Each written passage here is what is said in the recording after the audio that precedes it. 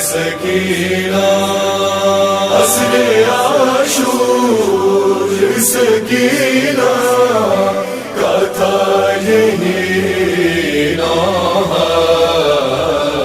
میری طرح میرے بابا کوئی یتیم نہ ہو۔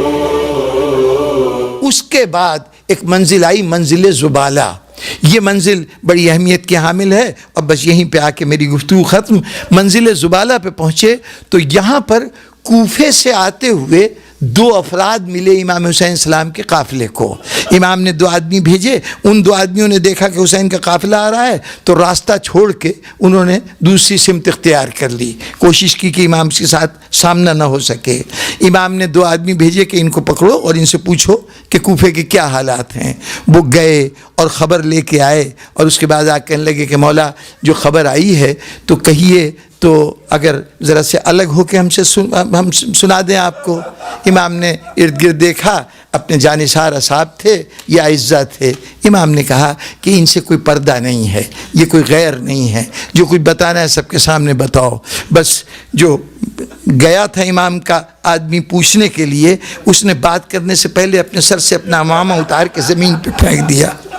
کہا مولا وہ جو دونوں ملے تھے نا، انہوں نے بتایا کہ حضرت مسلم مارے گئے، حضرت مسلم کے میزبان ہانی ابن عروہ مارے گئے، آپ نے قاصد بھیجا تھا راستے سے مسر ابن قیس سیداوی، وہ بھی مارے گئے، سب کے سب قتل ہو گئے۔ یہ دونوں کہہ رہے ہیں کہ ہم اس حالت میں ہم کوفے سے آئے ہیں کہ سر مسلم دارالامارہ کے دروازے پہ لٹکا دیا گیا ہے، اور مسلم کی لاش کو کوفے کی سڑکوں کے اوپر گھسیٹا جا رہا ہے، بازاروں میں گھسیٹا جا رہا ہے۔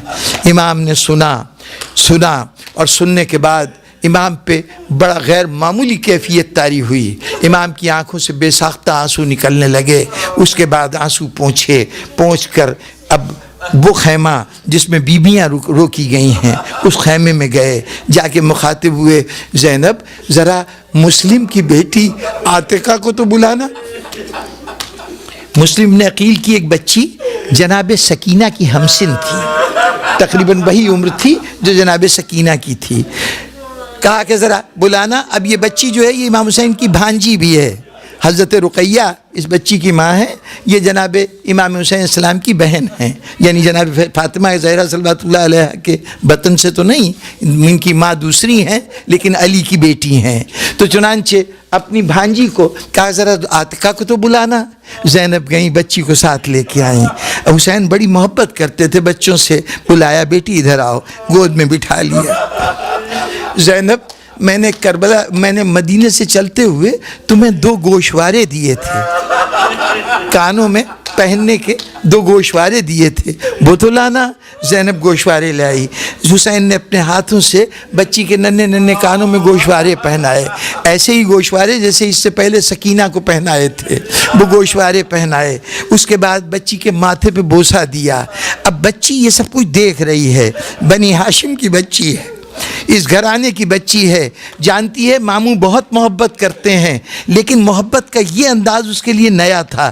ایک مرتبہ غور سے حسین کو دیکھا، پھر کہا میرے بابا بخیریت ہے نا؟ میرے بابا تو خیریت سے ہیں۔ حسین نے سینے سے لگا لیا، بیٹی اب مجھے اپنا باپ سمجھ، اب اپنا باپ مجھے سمجھ، تیرا باپ مارا گیا، تیرا باپ مارا گیا۔